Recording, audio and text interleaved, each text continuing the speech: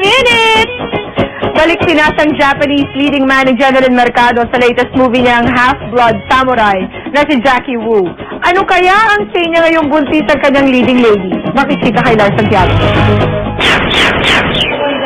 Bagamat nakarating na sa Japanese actor na si Jackie Wu noong nasa Japan siya, nabuntis ang leading lady niyang si Jeneline Mercado.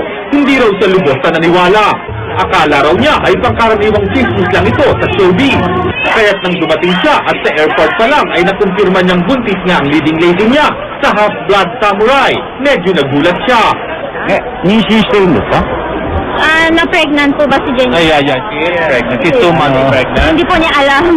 Pinakahuling pelikulang natapos ni Jeneline ng Half-Blood Samurai bago siya nabuntis.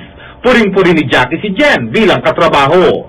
いや、すごく彼女はプロフェッショナルだし、すごくアクティングが上手かったんで、楽しかった。 Sobrang magaling po umarte si Jeneline. シューティングでよく話したりと Pero か、 sa すごく楽しか shooting っ po, た。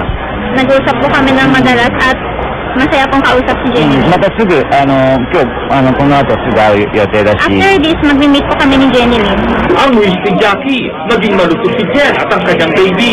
Kung kukunin daw siyang ninong, tatanggapin niya at babalik siya sa Pilipinas para sa binyag.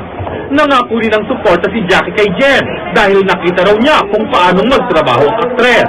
Pagkatapos daw mga anak ni Jen, kukunin rin niya ito sa pelikula. Yes, I'm planning to have a movie after Jeneline give birth. Lars Santiago, updated sa showbiz.